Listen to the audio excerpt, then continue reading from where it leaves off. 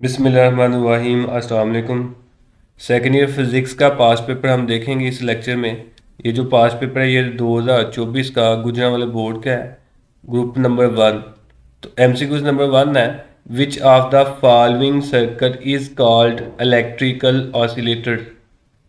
इसमें से कौन सा सर्किट है जिसको हम इलेक्ट्रिकल ऑसिलेटर कहते हैं। ऑसिलेटर का मतलब ये होता है कि एनर्जी जो है ना वो एक कंपोनेंट से दूसरे में ट्रांसफ़र हो और दूसरे से फिर पहले में ट्रांसफ़र हो। तो ऐसा जो सर्किट है वो एल सी सर्किट कहलाता है। एल मीन इंडक्टर, सी मीन कैपेसिटर। तो इसमें जो करंट है, जो वोल्टेज है, वो ऑसिलेशंस करती है मुसलसल। तो ऑप्शन डी इसका करेक्ट ऑप्शन होगा।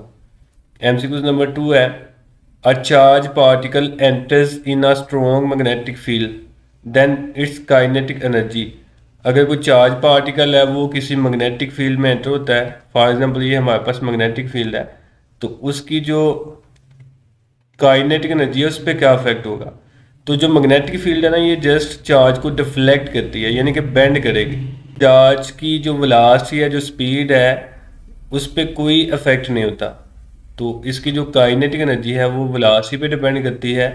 तो इसलिए इसकी जो काइनेटिक एनर्जी है वो कांस्टेंट रहेगी। तो ऑप्शन ए इसका करेक्ट होगा। एमसीक्यू नंबर 3 है, turn ratio of a transformer is 50 if 220 volt AC is applied to its primary coil, voltage in the secondary coil will be। तो टर्न्स रेशो जो है ना वो दी हुई है 50।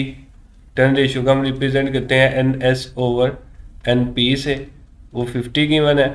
जो प्राइमरी कॉइल की वोल्टेज है वो 220 वोल्ट है। तो हमने जो सेकेंडरी कॉइल है उसकी वोल्टेज को फाइंड करना है। तो यहाँ पे फार्मूला हम लगा लेते हैं, N S over N P equal होता है V S over V P के। तो टर्न रेशियो जो है ना ये 50 है, इक्वल वी एस ऐसे आ गया, वी पी की जगह आएगा 220। तो ये 220 इधर आके मल्टीप्लाई कर लेगा 50 के साथ, तो ये आ जाएगा 11,000 वोल्ट। तो ऑप्शन डी इसका करेक्ट ऑप्शन होगा। एमसीक्यूज नंबर 4 है, the physical quantity related to photon that does not change in Compton scattering is. Compton effect में फोटॉन के रिलेटेड कौन सी क्वांटिटी है जो चेंज नहीं होती। तो ऑप्शन बी इसका करेक्ट ऑप्शन होगा, स्पीड। जो स्पीड है फोटॉन की वो चेंज नहीं होती। एमसीक्यूज नंबर 5 है, in photoelectric effect the number of photo electrons depends upon.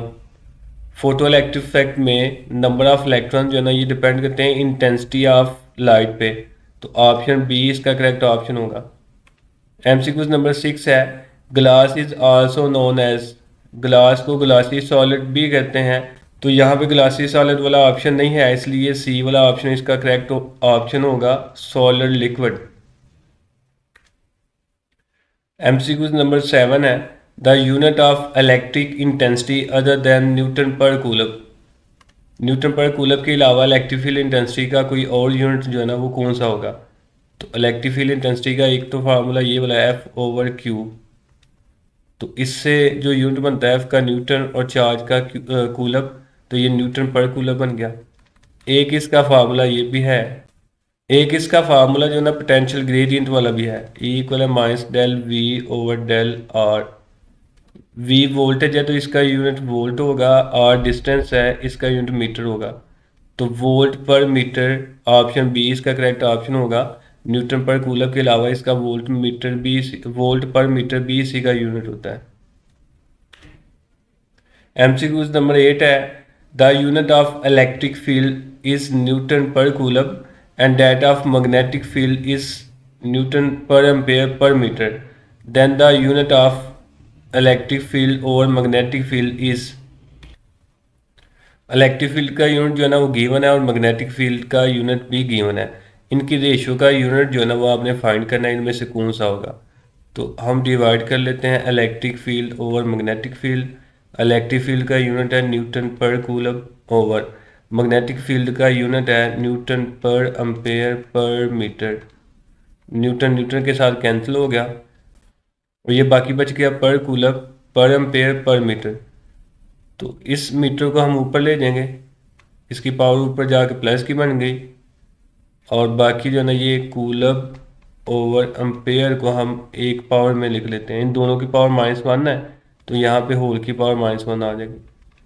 Metre ऐसे ही, कूलब पर एम्पेयर जो है ना ये सेकंड के इक्वल होता है, ऊपर पावर -1 आएगी। सेकंड के इक्वल कैसे होता है कि जो करंट है वो इक्वल होती है Q ओवर T के। अगर यहाँ से हम T इधर ले जाएं तो करंट उधर जाके डिवाइड हो जाएगा ऐसे I। तो टाइम का यूनिट सेकंड, चार्ज का कूलब और करंट का एम्पेयर।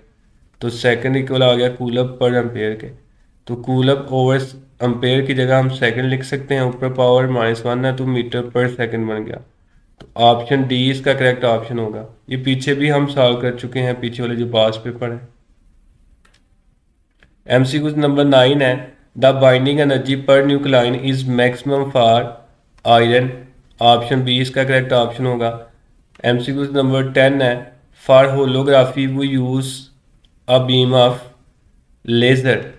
तो ऑप्शन डी इसका करेक्ट ऑप्शन होगा, होलोग्राफी में हम लेज़र का यूज़ करते हैं। MCQ नंबर 11 है, the colour of light emitted by LED depends on. LED का जो कलर है वो डिपेंड करता है टाइप ऑफ सेमीकंडक्टर पे। तो ऑप्शन डी इसका करेक्ट ऑप्शन होगा। MCQ नंबर 12 है, when current flowing through an inductor is doubled, the energy stored in it becomes। Inductor की करंट को अगर हम डबल कर दें तो जो इसमें एनर्जी स्टोर होती है वो कितनी होगी। इसका फार्मूला है ½ का स्क्वायर। तो एनर्जी और जो करंट है ये आपस में डायरेक्टली प्रोपोर्शनल है, आई का स्क्वायर है। तो अगर हम करंट को डबल करेंगे तो ये 2I का स्क्वायर बन जाएगा। तो एनर्जी आ जाएगी 4I स्क्वायर के डायरेक्टली प्रोपोर्शनल, यानी कि जो एनर्जी है वो 4 टाइम इंक्रीज होगी। तो ऑप्शन बी इसका करेक्ट ऑप्शन होगा, 4 टाइम बन जाएगी। MCQ नंबर 13 है, the half life of radon gas. इसकी जो हाफ लाइफ है वो 3.8 डेज होती है। तो ऑप्शन ए इसका करेक्ट ऑप्शन होगा। MCQ नंबर 14 है, an ideal volt meter would have. जो आइडियल वोल्ट मीटर है इसकी रेजिस्टेंस इन्फिनिटी होती है। तो ऑप्शन सी इसका करेक्ट ऑप्शन होगा, इनफाइनाइट रेजिस्टेंस, बहुत ज़्यादा इसकी रेजिस्टेंस होगी। MCQ नंबर 15 है, a parallel plate capacitor with oil having epsilon R equal to has a capacitance C। If the oil is removed between the plates then capacitance of capacitor becomes. इसमें वो कह रहा है कि जो capacitor है उसके दरमियान में हमने कोई मीडियम प्लेस किया हुआ है ऑयल, और उसकी जो डाइलेक्ट्रिक की वैल्यू है वो 2 है। तो जो मीडियम की कैपेसिटेंस है उसका फार्मूला होता है A∈0 अब रिलेटिव परमिटिविटी डाइलेक्ट्रिक की वैल्यू होती है, वो उसने दी हुई है 2, εr इक्वल है 2 के। तो ये कुछ ऐसे बन जाएगा 2A∈0/D। तो ये मीडियम की कैपेसिटेंस है, यानी कि जब ऑयल या डाइलेक्ट्रिक जो है ना वो प्लेट के दरमियान में, कैपेसिटर की प्लेट्स के दरमियान में मौजूद होगा। अगर हम इसको रिमूव करते हैं तो फिर आपने बताना है कैपेसिटेंस कितनी होगी, यानी कि वैक्यूम की फॉर्म में। तो वैक्यूम का फार्मूला ये है, C वैक्यूम इक्वल होता है A∈0/D। अब ये जो सारी वैल्यू ना A∈0/D, ये C वैक्यूम की वैल्यू के इक्वल है। तो हम इसको ऐसे लिख सकते हैं, C मीडियम 2 साथ ऐसे आएगा, और A∈0/D की जगह लिख लेंगे C वैक्यूम। अब C वैक्यूम की हमें वैल्यू चाहिए तो 2 उधर जाके डिवाइड हो जाएगा, C मीडियम ओवर 2, और इधर बच गया C वैक्यूम। तो C वैक्यूम की जो वैल्यू है ये हाफ हो जाएगी डाइलेक्ट्रिक के मुकाबले में। तो ऑप्शन बी इसका करेक्ट ऑप्शन होगा, C/2।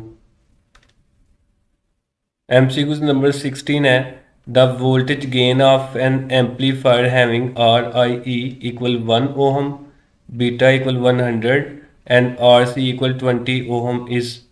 तो जो वोल्टेज गेन है, तो गेन एम्पलीफायर आपने फाइंड करनी है। एम्पलीफायर की जो गेन है उसका फार्मूला होता है A equal -beta RC over RIE।